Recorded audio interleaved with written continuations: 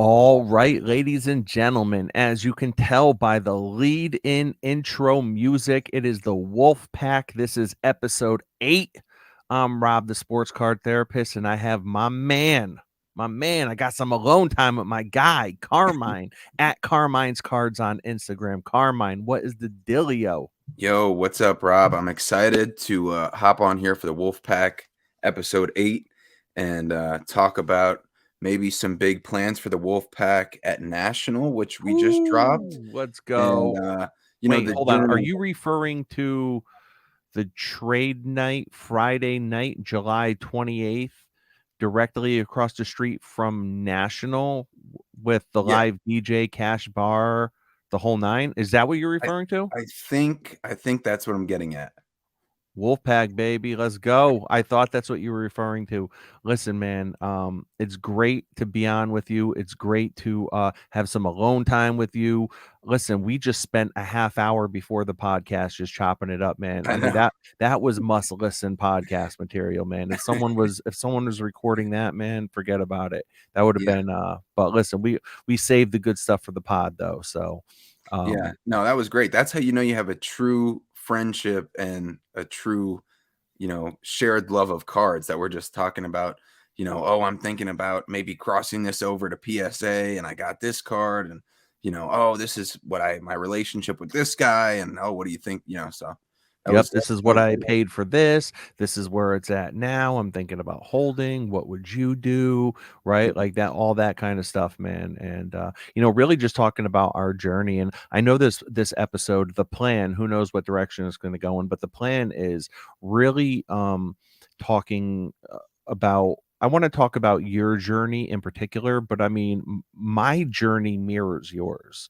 And I think it mirrors a lot of people that end up being content creators. I want to talk about how you went from content consumer and collector to content creator and dealer. That's Yeah. definitely what I want to talk about because not everyone makes that transition because it's much more of a commitment when you make that transition. Hmm. And that's definitely how you and I met, right? That's how you and I started talking and whatnot. And and yeah, man. So I'm just first of all, shouts out to you and Craig. Okay. Shout out to you guys. Okay. Crosstown Cardboard, hands down, one of the best podcasts in the hobby. Two guys, two New York guys, just chopping it up, talking about cards, talking about deals you guys are making. I mean, you guys, and this is what I love about the Wolfpack. Okay. You guys, between really Crosstown and then Ken, and shout out to Cousins as well, right?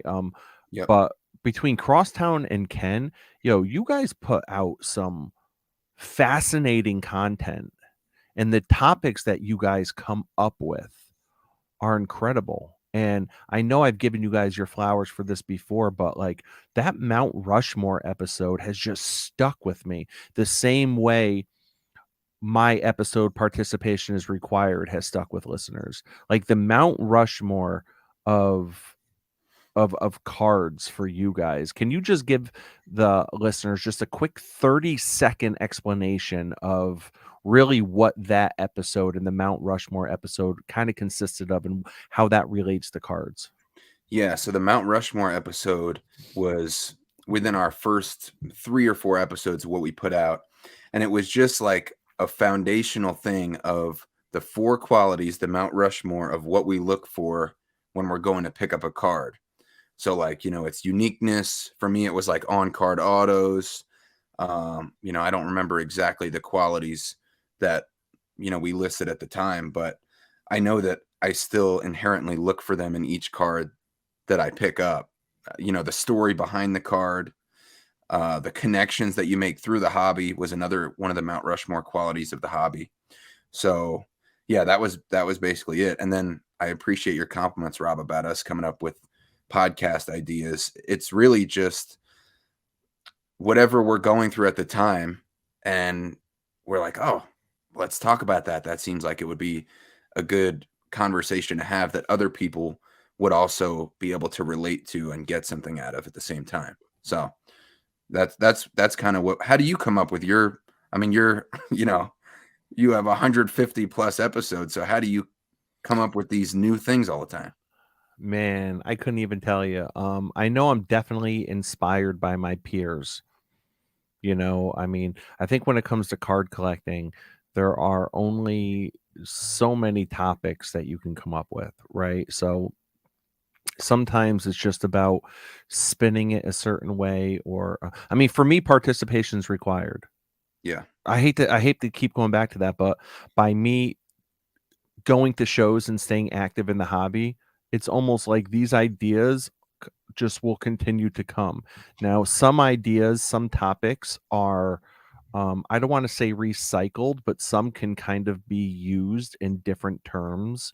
They could be used and reworded a little differently. But I know for me, I really like my content to feel evergreen. Yeah, so Meaning, do we. Yep, yep. yeah, like I don't want to sit here and talk about the Celtic game from last night. You know what I'm saying? Like, Yeah. you know why? Because 3 days from now, that's not gonna be relevant. I want people, and I'm sure you guys have had people reach out to you and say this.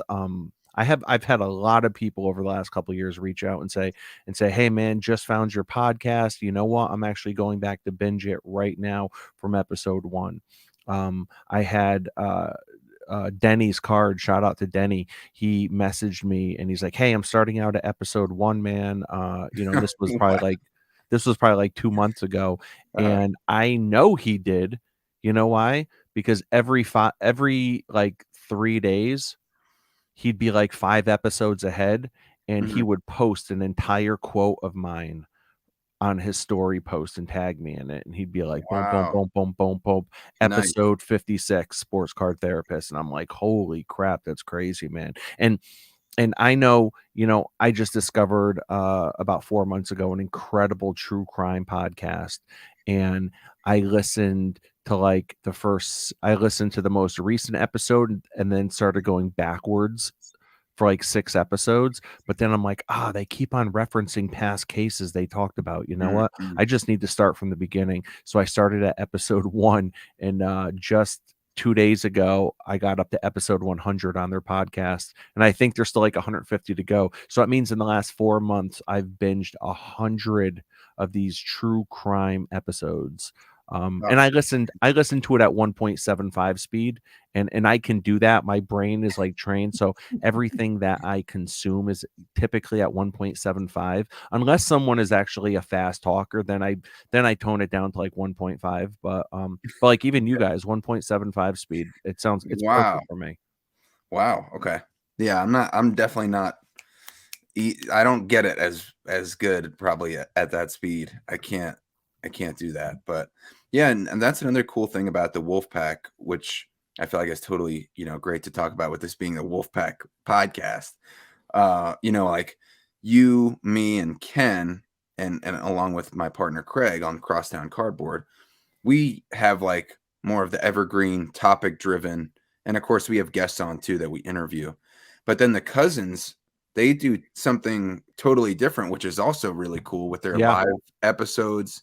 And just to highlight the differences within the Wolfpack podcast, all four of them, and with the honorable mention of Dave, who doesn't have one but comes on each of our podcasts, once in a while in the Wolfpack. But they have the live thing where they interact with all their loyal fan base and all their buddies, and Steve Splenda hops on, and I'll be typing in the YouTube chat like Larry Bird was the best, and then Oz is talking about why Jokic is a glorified Mike Jaminski compared to Joel Embiid, and theirs is like has much more of a you need to listen to me now because we're Yeah. fast paced, and we're going through this, bang bang bang, and this week, Embiid's facing off against Giannis, and Embiid's facing off against Jokic, and So it's got a really cool different type of feel, and of course they talk about, cards a lot in there too.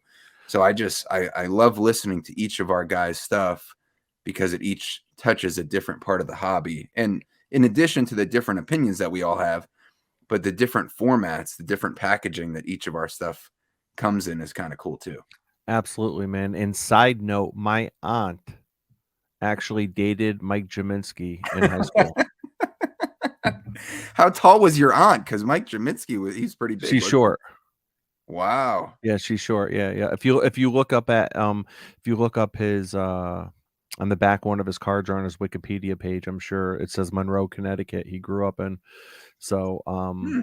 yeah, I believe it was Monroe where my aunt grew up. So anyways, I completely agree, man. And the thing is also different, right? I think if there's any similarities at all, I would say that maybe Ken and I have some slight overlap with our styles, but even still, I mean, we just I should say topics, but we have Yeah, yeah. completely different styles. You know what Right, I mean? right, Like right. you completely different styles, and then you and Cousins have completely different styles. Yeah, Yours yeah, is more evergreen, like Cousins has said, like you said, they're right here and now. So they're like yeah, must listen. Like if you want to tune in, you have to tune in live, yeah. and that's awesome. And I think that's great that we have that in Wolfpack because there's no one more entertaining than Tony and Oz.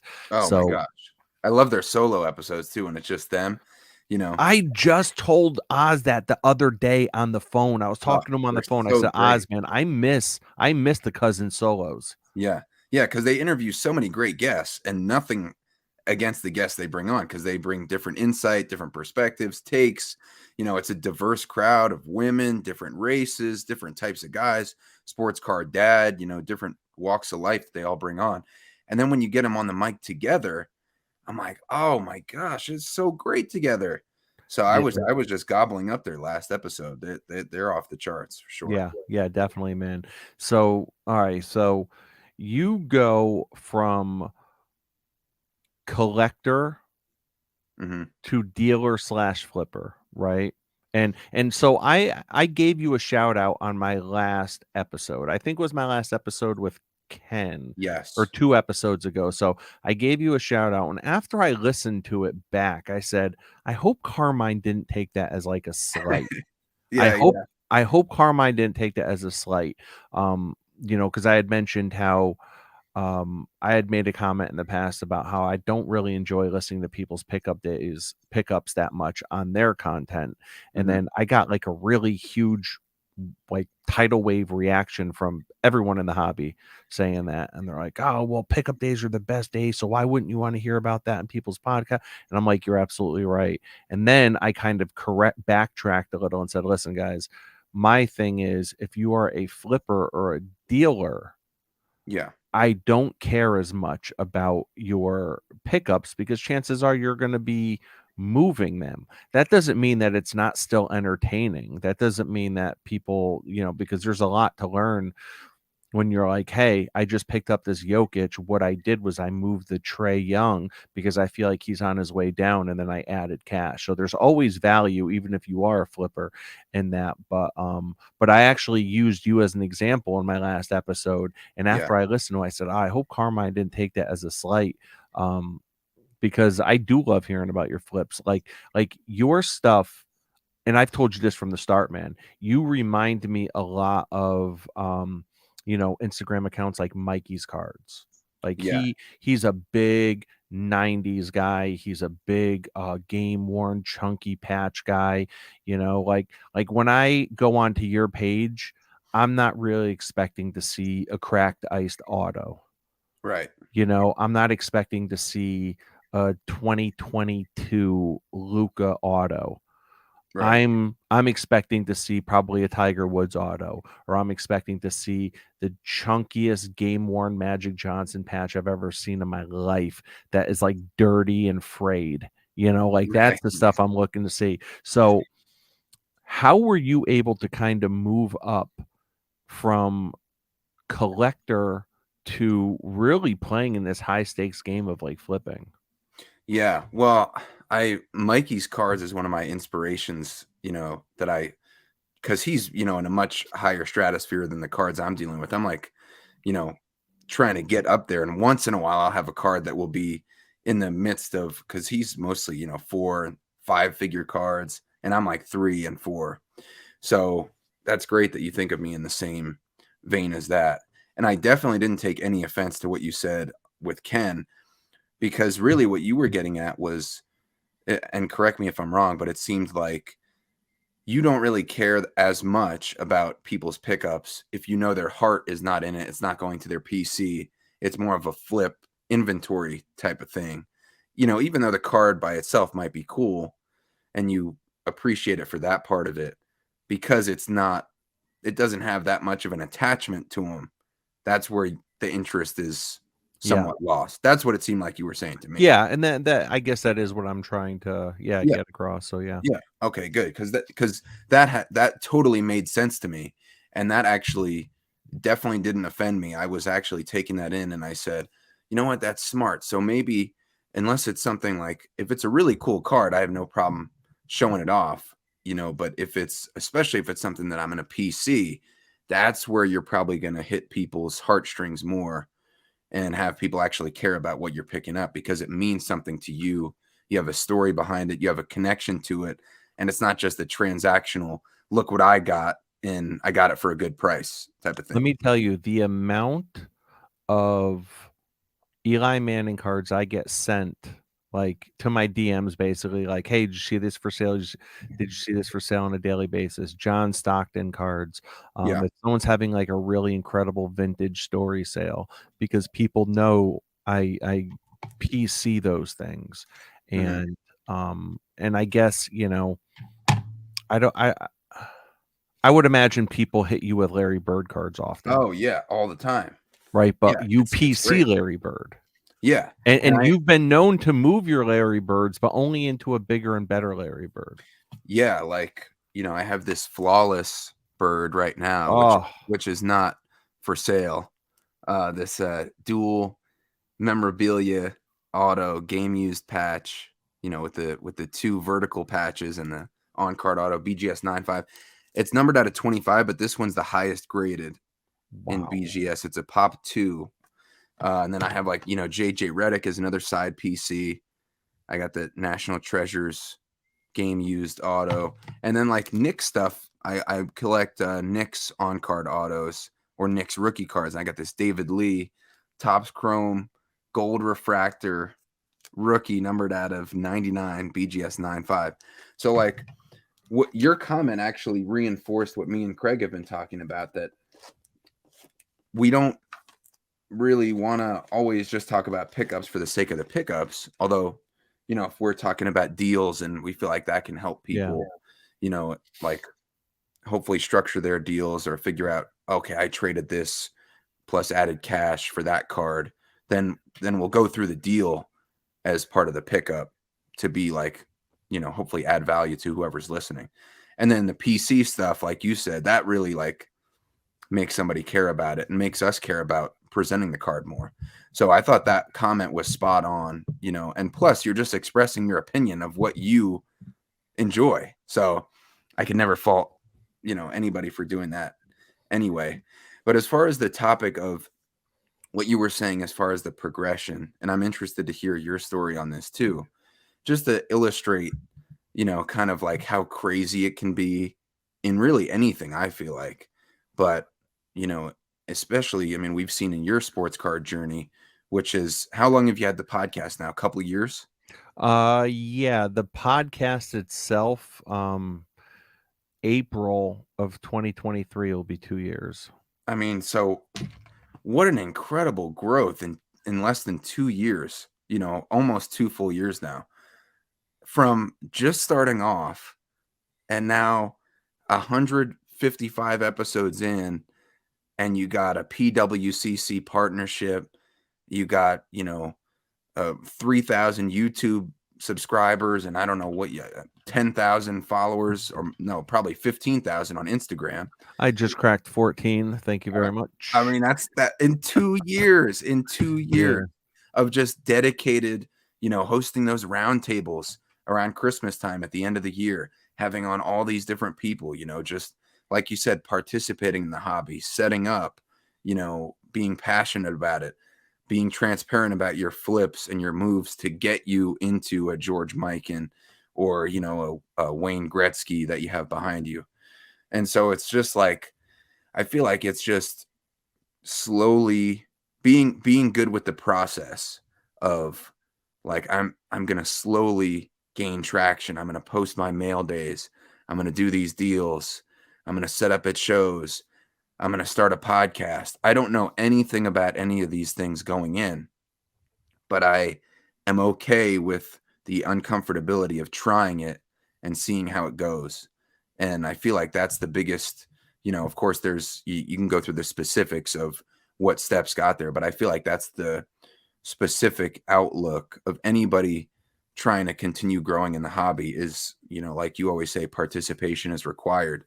And I would, in my own words, I would say like just being okay with putting yourself out there and the uncomfortability of trying something new and being okay with being a rookie at it and just learning and not going in there saying, "Oh, I don't know if I have this quality of cards to compete at this show," or, "Man, can I really set up? Do I have enough cards? Do I have the inventory that people will like?" Well, if you're always twiddling your thumbs on the couch, you'll never find out.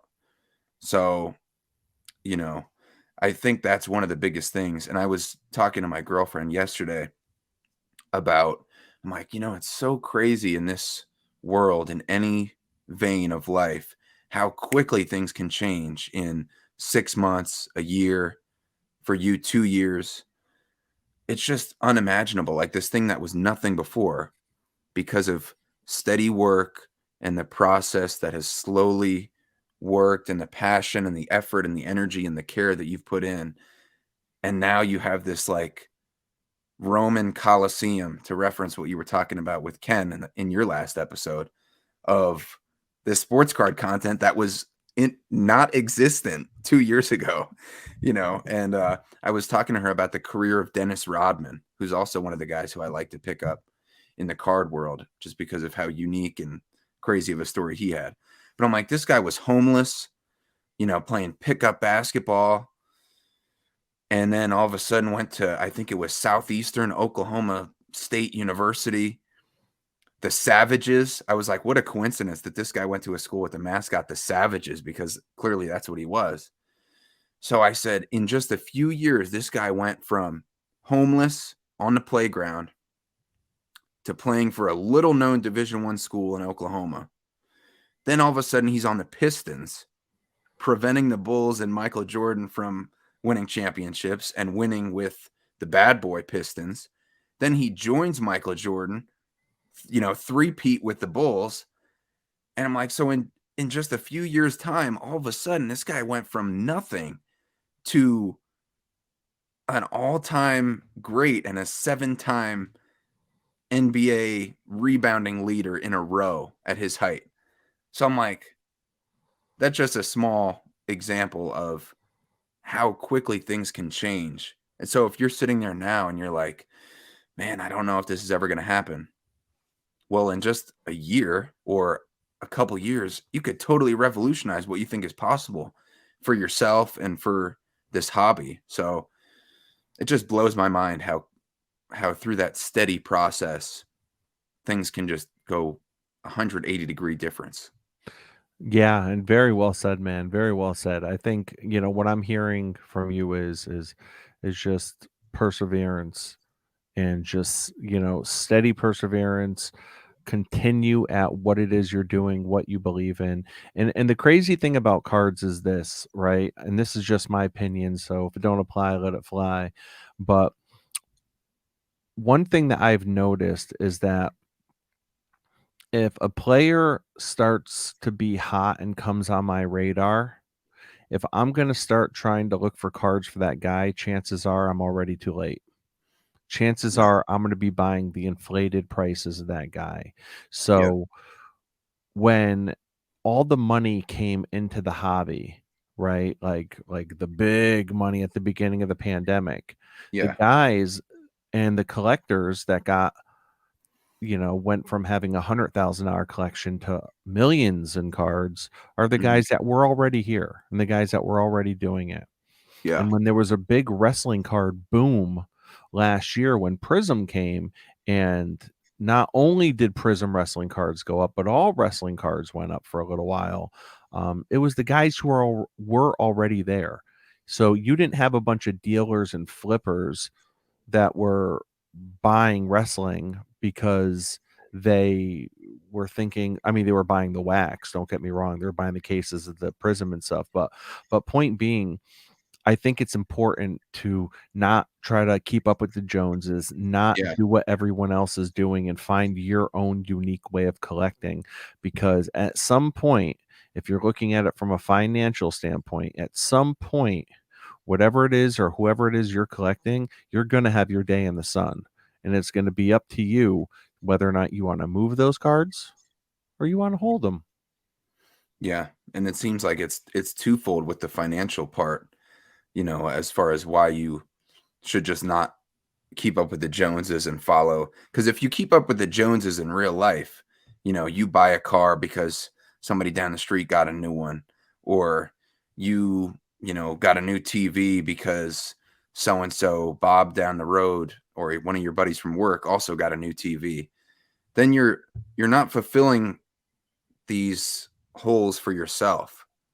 Like you're not staying true to yourself. So you're gonna just keep having to run on that hamster wheel to keep up with whoever you think you should be, rather than just trying to be the best self you can be. So like I think that's a losing battle in everything, not just cards. Because I feel like I have this Jack Nicklaus behind me, this 1971 true rookie of Jack Nicklaus, and hardly anybody was interested in that at the Burbank show that I recently set up with. Uh, but I think it's super cool. So I don't care that, it takes a niche person to really like that. I mean, if I'm in it for finance, I want more people to like it because then I'll be able to sell it. But, that fills something for me that it doesn't matter if I'm trying to keep up with somebody in that respect. But, if that's not like you like to say, if it don't apply, let it fly. If that's not what you do, then that's why I feel like that Mount Rushmore episode was cool, because if you have your own Mount Rushmore, then you can always stay true to whatever qualities you like in a card, and go back to that, or change it up if that's what you feel like at the moment. But that's my opinion on that. But I'm curious, Rob, with your really big rise over a 2-year period, when you like reflect on that journey, how is that for you when you're like just thinking about where you started and where you are in just a 2-year period of time? Well, I tell you, it's like it's almost like when you see, the little iceberg sticking out of the ocean, Mhm. and it looks like an iceberg. It's like the size of maybe, it's the size of maybe a house, iceberg sticking out of the ocean. But the base of that iceberg is probably the size of 500 houses. Mhm. And the base of that iceberg is all the countless hours and hard work that have been put into it.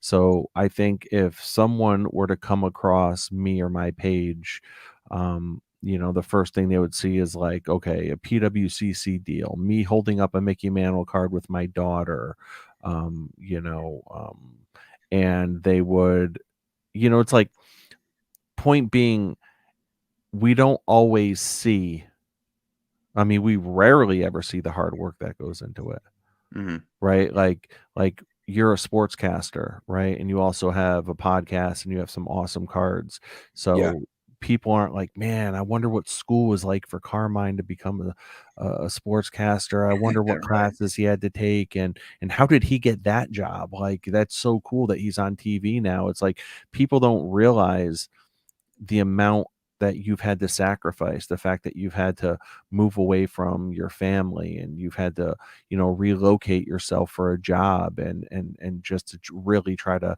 continue to build a resume and get those reps in. They don't look at all that. They only look at the Yeah. final product. And if Yep. you're only looking at the final sum of someone's journey, you're missing out on a whole lot. Yeah. So, yeah, so I mean, it definitely wasn't anything that was overnight for me, and I'm definitely nowhere near where I want to be. I want to continue to rise. I want to continue to create content, and I want to continue to bring everyone up around me. Yeah, and That's that's the you've goal. definitely done that. I mean, you really have done that. You basically united our whole wolf pack from guys who you knew, and then, just encouraged us who are, trying to do a similar thing that you've done very successfully. And, and then now we're, bouncing ideas off each other in a similar way. I feel like, when we're putting podcast episodes out there, the final product is for the audience and the journey is more for us. Although we share our journey with whoever's kind enough to give us the time of day to listen and watch, but really they know part of the journey. They don't know that I'm, staying up till 4 in the morning to try to get this photo to just zoom in on the right way on the crosstown cardboard YouTube, or, you know, cut out this little piece of audio or whatever, similar to how Tony does for the Cousins collectibles, but that's for me. I know and I take pride in the work that I put in to make our videos and podcasts the best they can be. Yeah. And so that's for me, like, but then the final product is for what the audience can enjoy. So I feel like if you don't enjoy the process, because like there's way easier ways to make money than flipping cards if you're into flipping. And there's, other hobbies to take part in that might give you less headaches than, negotiating. And if you don't enjoy that stuff, you're going to have a tough time at it. But, so you have to, and Kobe, I don't know if I always love listening to Kobe's any interviews he's done or any speeches that he's had and stuff like that, just because he was so obsessed with the process of becoming a better basketball player, and the legendary the recent USA The Redeem Redeem Team? Team. Yeah, the Redeem Team, awesome documentary, and all the guys are coming in after a night of being out, partying and stuff like that, and Kobe's on the way out of the hotel going to work out. It's like, or they're going down for breakfast, meeting up to do what they think is an early morning workout for like Chris Bosh, LeBron, and Dwayne Wade, and Kobe's sitting there already sweating, having already done a workout, and eating his breakfast, ready to go for another workout. So it's like, just that, not that you have to be that crazed about it as one of the greatest of all time in anything that they've ever done, but just that if you don't enjoy the process, you're never going to be able to reach that level that you see people reach, that you think, oh, wow, the cards were really dealt in their favor, or whatever you might think that helped them get there, which could be true. People have advantages, but at the same time, there's never any situation, especially in this, that you didn't put in the hard work to get there. So, Mm. yeah, that's what I would say about that part. I love it, man. Enjoy the journey. That sounds like the perfect place to end. Carmine, if they want to reach out to you, if they want to check out the podcast, any of that stuff, how can they find you? You can definitely find us on any podcast platform and on YouTube, which is Crosstown Cardboard, two different words. And so that's on YouTube and podcast to listen to us and watch our show vlogs, which we have some cool ones. Craig put out a show vlog, which was cool, at the Garden State card show. And then I have my two Burbank ones and a San Francisco card show. And then on Instagram, I'm at Carmine's Cards, Carmines Cards. And Rob, it seems a little silly, but where can people find you if they don't know where you're at? You can find me at Crosstown Cardboard everywhere that no, sports card therapist all across the board. Sports card therapist. And Listen, Rob, real quick before we go, yeah. what should we say as a little teaser about the Wolfpack trade night? Whoo. Because Well, you were a bigger much. I was kind of just along for the ride, but you and it seemed like Tony and Oz and I don't know, how did that come about? I would yeah, love to know. Ken as well. Yep, Ken, yep. okay, So me, Ken, Tony, Oz. Yeah. Well, I mean, listen, Friday night, July 28th in National, right across the street from the National Convention Center.